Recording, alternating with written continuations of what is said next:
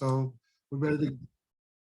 Hello, this is Elizabeth. And I'm Elton Brunington. And we're with Elaine Parke, who is an author of a book that we think is very important for everyone to read. And welcome to Brightside Global Trade. Yeah, and we're excited to have you here today. Thanks for joining us. It promises to be a great dialogue here. So welcome. Thank you so much. It's my honor. Absolutely. Yes. So Elaine, we've been talking about unity forever. Elton ran for Congress and he ran for a mayor race. And in every campaign, we've talked so highly about unity. And both of us have an advertising background, which, you know, we have formed many brands and minds and influenced a lot of people. In doing so, we've come across unity as something very, very close. So this interview is very dear to my heart. So tell us a little bit about your book. And I understand it's 30 years in making. You've put a lot of time and effort into this subject matter. So tell us about the book and tell us a little bit about yourself. Well, I'm not alone in having had a pretty rough childhood. And so the little person inside of me, you know, I wanted to be treated better. But I think I grew up with sort of a passion to want everyone to be treated better. I didn't want other children, or if I could avoid any child living through what I lived through, you know, that became a deep-seated passion in me. But I didn't know where it was going to go when I was very young. I was very blessed in that when I was 11 years old, a neighbor introduced me to volunteering. And all of a sudden, for the first time, while I was volunteering, people were saying good things to me and appreciate. It was the first time in my whole life that anybody had ever said anything nice to me.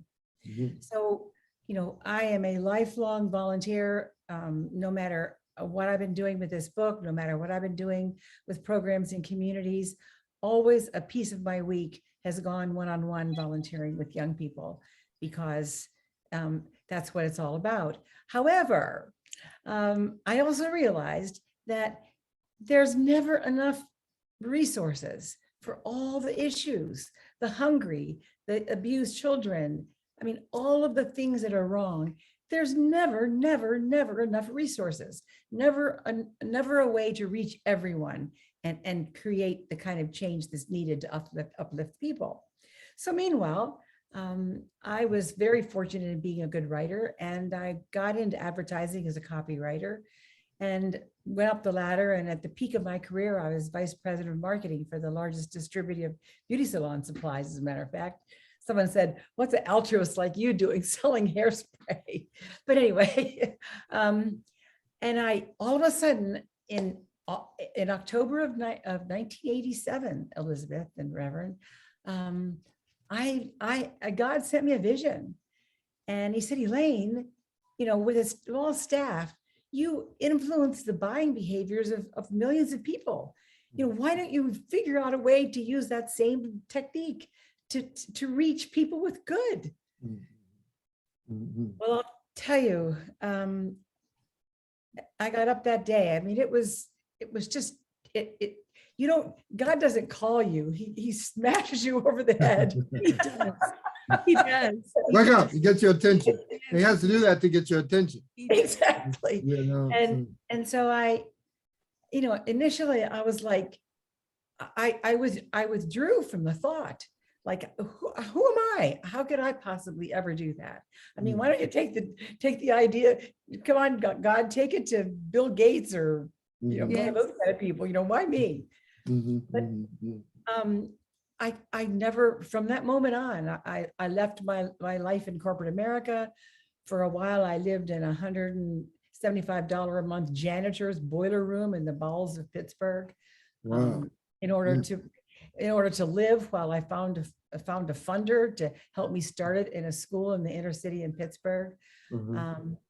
So, Wow. and eventually KDKA TV in Pittsburgh picked up the idea of doing 30-second PSA spots. And so for 3 years, they ran PSAs. You can see the link to those PSAs on our website. Mhm. The 12 habits for all of us, 4 with a 4, 12.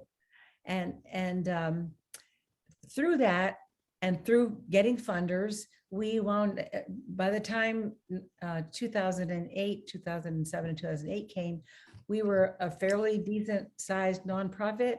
The name of the nonprofit is All of Us, still is today.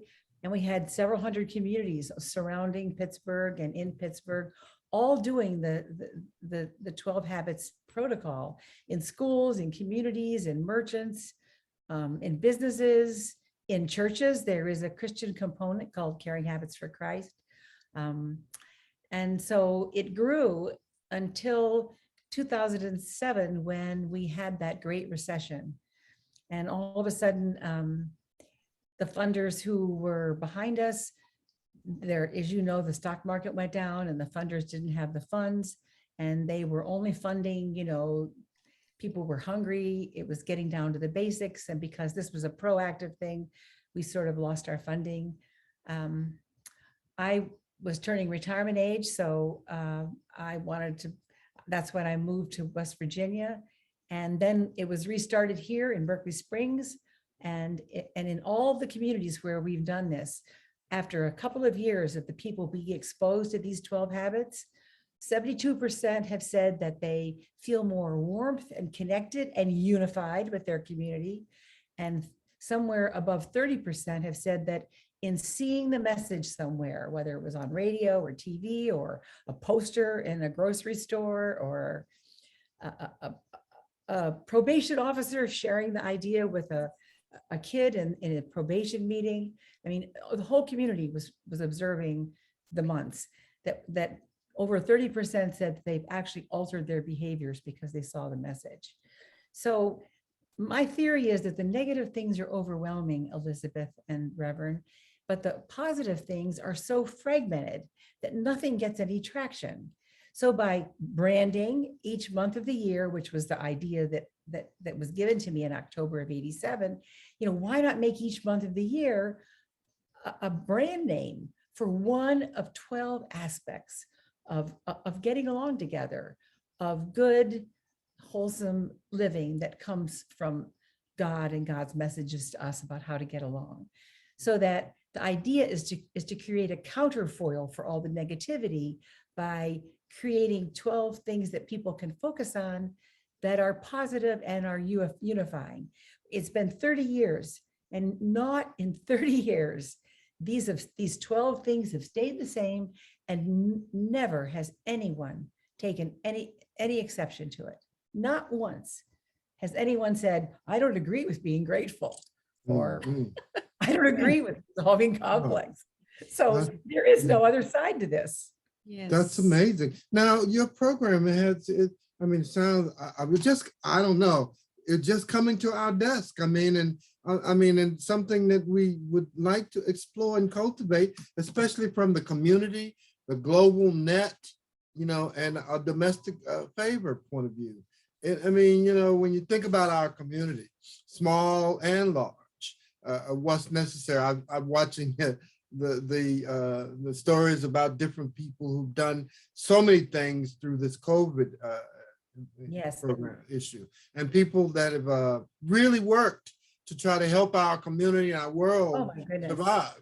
It's amazing. And then not to mention all the catastrophes and weather we're experiencing, and I saw an article recently about the Cajun Marines, and now they just cook meals and feed people, and, and that kind of significant value, as much as we can do good, it puts us on the road squarely to making our world, our community, our neighbors, and people that we see and care about daily, a better people, a better community, North America. So the objective of the book really is to multiply. Right.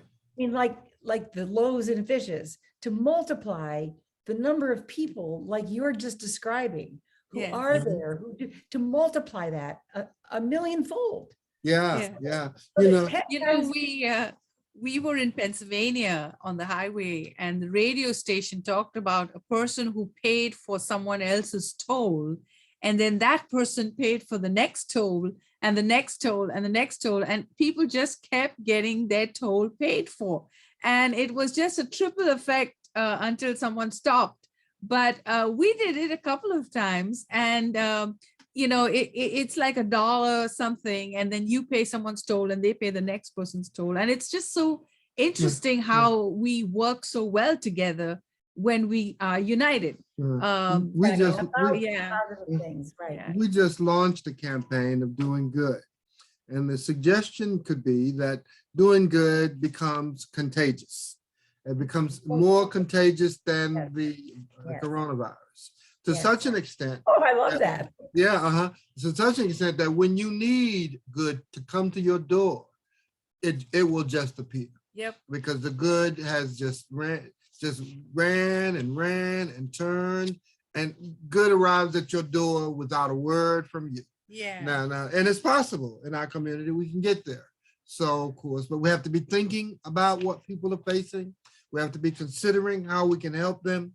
And we have to come to mind with the purposeful vision. I need to help them. I can help them. Well, I've mentioned that this program is built around the advertising principle of branding, so that like in some of our schools where this has been active over the years, I mean, you say September to a student and they say do your best. I mean, you just say the months and they know, and even a lot of kids got so they even knew the habit by the color. Imagine that people could start wearing colors. And colors will be saying to somebody else, remember to be patient and listen, just for the color of your outfit. I mean, this could actually really happen.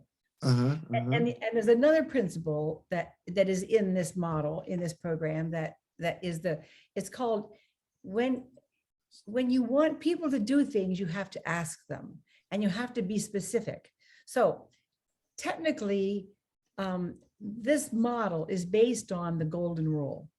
Do to others, okay? But the golden rule is kind of hard to like turn and do. So you want to know where the 12 habits came from. After my youngest son left for college, I took a job as the vice president of marketing of a big ski resort in southwestern Pennsylvania near Pittsburgh. Near Camelback? Hidden Valley. Okay. Hidden Valley's near Seven Springs. Okay. And this was only a year or so after I had the vision. And I started to tell people that I had this idea that we could make each month, a specific aspect of the golden rule. And so finally the head of the resort, George Parke, and there's a story there since you know my name, took the idea to a group of leaders in the community and students and the head of the ministerial, and said, and gave me an opportunity to tell them what I had in mind. And so they loved it. Okay. So a group of people from that community spent a whole year deciding what these habits are. In other words, it wasn't me that decided that March was resolve conflict. March is resolve conflicts because that's the month you come in like a lion and go out like a lamb. Okay. There's a reason. And so this small body of people who I thank in the dedication of the book, because I had the idea that we could brand the months, but I didn't have ideas for the specific behaviors. And then when, again, advertisers then ask the people to do something, if they want them to buy Nike, they say, just do it. Yeah. So that's why these aren't worded like responsibility, punctuality, these are worded in call to action language. Lend a hand, do your best, resolve conflicts, do these things. Wow. Yes. Because that's how advertisers get people to do things. Yes. Right. So it's not only branding, but it's call to action language, actionable. Actionable.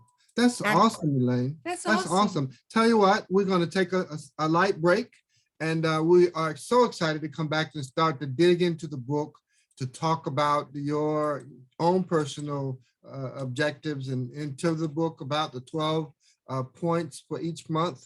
We're excited. So we'll be back in a minute. Brightside Global Trade TV.